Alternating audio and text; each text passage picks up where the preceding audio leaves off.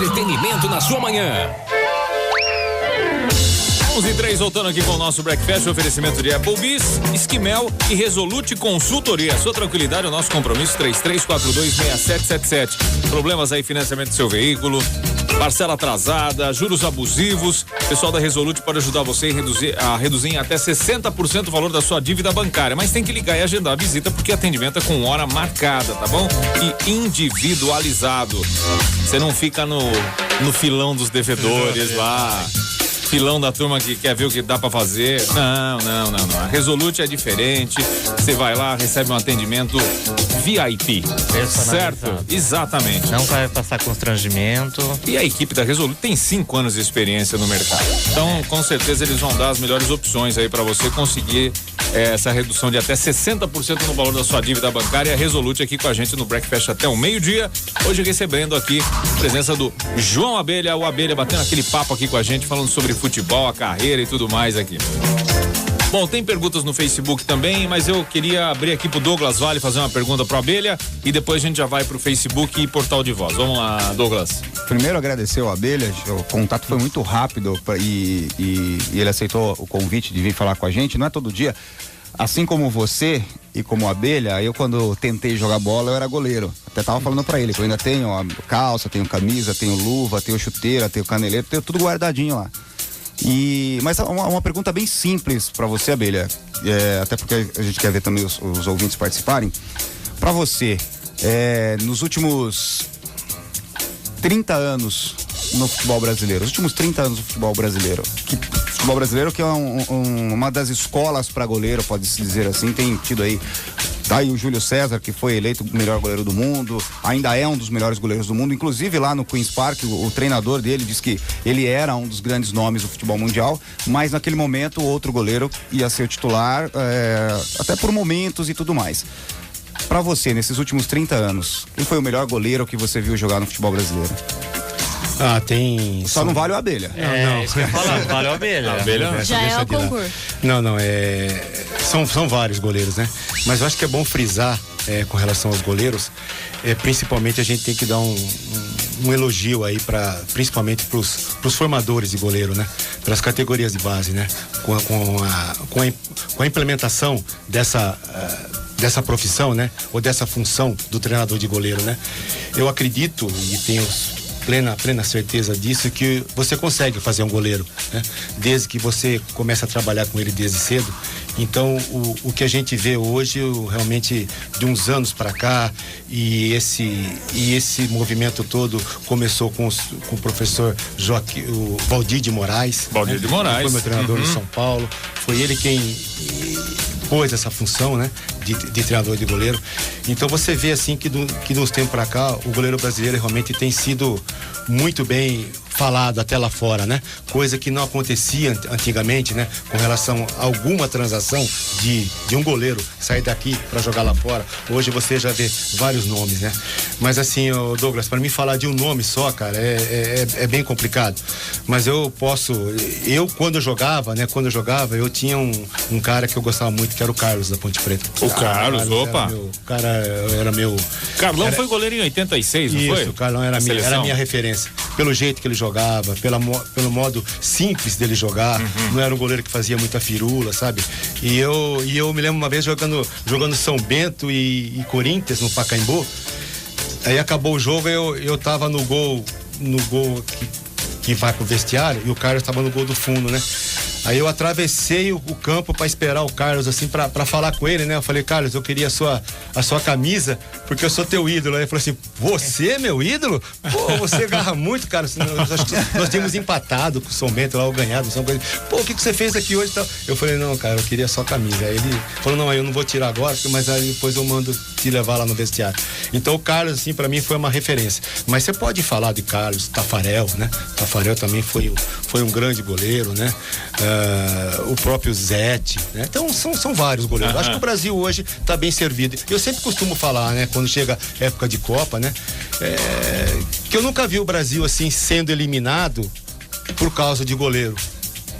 O goleiro falhou substancialmente que decretou que o Brasil saísse fora da Copa do Mundo. Ao contrário, o Brasil já ganhou algumas Copas por causa de goleiro. Por causa de goleiro. Então, quer dizer, eu acho que isso tem todo um valor, né? E isso se deve muito à preparação, né? E os goleiros, que nem a gente que já trabalhou até em categoria de base, sabe como é que é isso, né?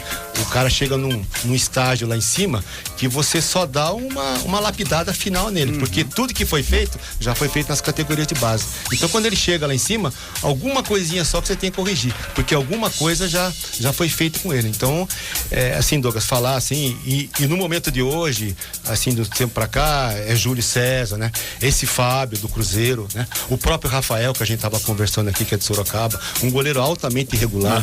Eu acho que goleiro bom é aquele goleiro regular. Não adianta ele ir no jogo, arrebentar, chegar no outro jogo e mal. O goleiro tem que manter uma regularidade.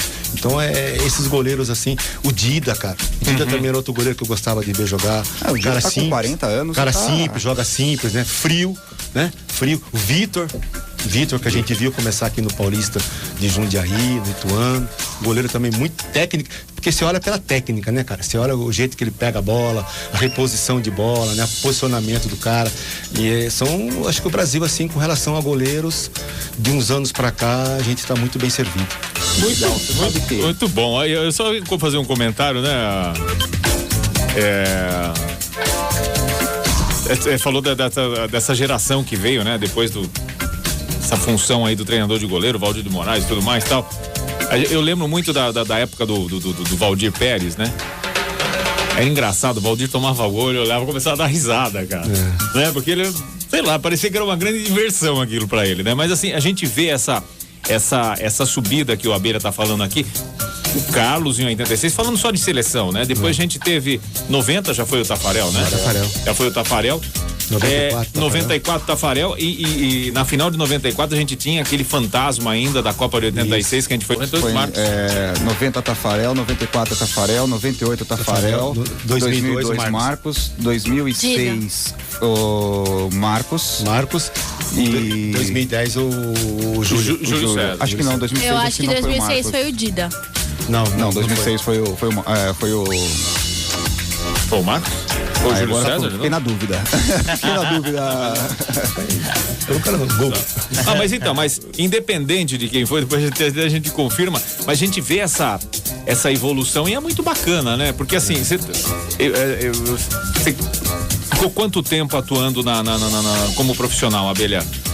Como goleiro? É. Como goleiro foram 15 anos de carreira. 15 anos de carreira, né? Então, quer dizer, você acompanhou toda essa evolução e tudo mais, e é bacana essa observação. Inclusive, tem uma coisa interessante, né? Porque quando eu fui pro Japão, embora, assim, naquele princípio, né, de futebol japonês, que realmente era muito difícil, né? Eu fui o primeiro goleiro japonês a jogar no futebol. Primeiro goleiro brasileiro a jogar no futebol japonês. E aí, quando eu cheguei, porque eu sempre fui um cara que treinava muito, né? Gostava de treinar, né? E eu comecei a ter aquela dificuldade, porque, puxa vida, quem que ia me treinar, né? Então, eu comecei a preparar os próprios goleiros reservas. Então, eu mostrava o exercício, aí depois eles faziam comigo, eu fazia com eles e tal. Foi fazendo aquele intercâmbio. E aí, depois, pra em 93, né? Eu me lembro que eu vim pro Brasil em 92, e aí em 93 praticamente que a comissão técnica inteira, que era da Honda, ela foi pro Kashima. Certo. E aí o treinador me liga e fala pra mim: Abelha, lembra que você falava sobre treinamento de goleiro e tal? Você não quer vir pra cá pra iniciar o trabalho, né? E eu tava com 35 anos, né? Eu peguei e falei: poxa, seu Miyamoto-san, eu não sei se é época ainda, se é o momento de eu parar, né? Pra partir pra esse outro lado, né? Aí eu falei: não, então venha pra cá, fique 3 meses aqui pra ver se você gosta dessa função, né? E aí foi quando eu cheguei, né? E já tava o Zico lá, tudo, tava o Carlos Alberto Santos, o Milton Cruz, né? E aí foi aí que eu falei: não, tudo bem, passou os 3 meses, eu voltei ao Brasil, conversamos com a família, né? Com a minha esposa, tudo, e aí a gente decidiu a dar início à carreira. Então, assim como eu fui o primeiro goleiro brasileiro a jogar no Japão, também fui o primeiro treinador de goleiro dentro do Japão. No Japão. Tanto que a gente chegou e aí começou a oficializar esses treinamentos, é uma coisa mais forte, assim, sabe? E a gente também viu toda a evolução com relação aos goleiros. Então, é muito importante essa preparação. Não pode abrir mão. Não, mas o futebol japonês evoluiu espetacularmente. É uma coisa.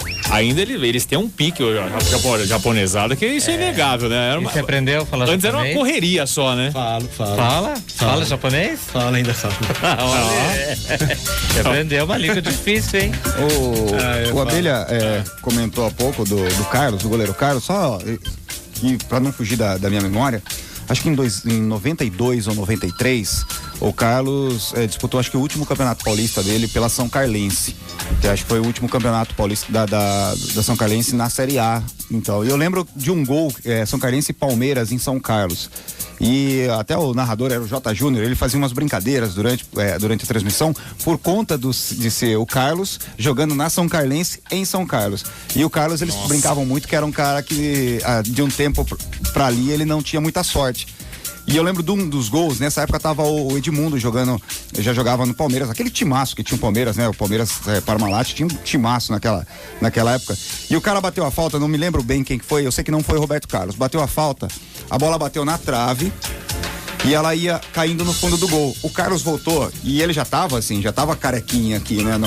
É que o Carlos tinha aquele cabelo também, meio de boneca, que a menina cortou o cabelo da boneca, né? Fica meio espetado, assim. White Garfunkel, né? Igualzinho o Art Garfunkel, igualzinho. Ele deu Só faltava o Simon. A Isabela não conhece. Só faltava o Simon. Simon de Garfunkel. Eu sei quem é o Simon. E ele deu um pique e deu um tapa na bola, mas aí os caras começaram a brincar mais ainda, que ele não tinha muita sorte. Inclusive ele não era o Elias Júnior, era o repórter de campo da Band que sofreu um infarto posteriormente. Ele até brincou. Eli Coimbra. Que ele deu um pique e deu um tapa na bola, a bola bateu na trave, voltou nas costas dele e caiu com ele dentro do gol. Aí o juiz, na hora que foi apitar o gol, olhou pra ele e fez: não tem o que fazer, porque a bola tinha batido na trave, entrado, ele deu um tapa, a bola bateu na trave, bateu nas costas dele e caiu com ele dentro do gol. E aí os caras começaram a brincar, né? E aí, lembrar, né? O goleiro também tem que ter sorte, né? Ele não teve, né? Só confirmar, 2006, Dida, que era a equipe do Carlos Alberto Parreira, e do Dunga foi o Júlio César mesmo. Muito bem. Tá errada a informação que ela passou. 11h15. Agora eu vou me defender. Eu passei a informação certa. Pela primeira vez nesse programa, hoje eu passei a informação certa. Douglas Vale não acreditou em mim. Não, mas eu já recebi aqui, inclusive, do chefe Paulo Roberto Júnior. Ele já me corrigiu aqui também, já disse que vai dar um murrão nas minhas costas. O Ed Moa aqui, que é nosso locutor aqui, também tá mandando uma pergunta. Disse o seguinte, ó. Pergunta pro Abelha como era o relacionamento dele com o Barbiroto no São Paulo, pois a impressão é que o Barbiroto passava que era de rivalidade. Tinha isso aí mesmo com o Barbiroto, é isso? Não, a gente tinha uma boa relação, é claro que cada um tentando fazer o seu melhor, né? O que aconteceu na época com o Barbiroto é que ele era um garoto que tinha sido formado pelo São Paulo, então tinha toda aquela expectativa dele que ele ia substituir o Valdir Pérez, né? Uhum. Então quando o Valdir Pérez parou de jogar, tinha Valdir Pérez, Toinho e o Barbiroto. Toinho. Aí o pessoal pegou, eu não sei, porque cargas d'água, o Valdir parou de jogar não, saiu de São Paulo, foi pro Guarani de Campinas, o Toinho não sei para onde foi, e era a chance do Barbiroto. Aí o São Paulo foi e me contratou, o São Paulo foi e me contratou do Flamengo. Quando eu cheguei, realmente o Barbiroto tinha toda aquela expectativa, né, que fosse ele o goleiro.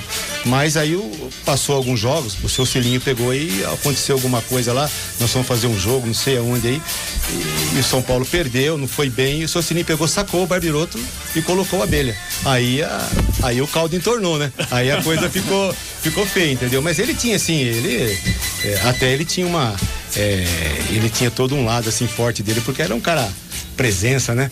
Ele era assim, bem requisitado pelas meninas, tudo, né? Tinha fã-clube, tinha fã-clube, tudo, né?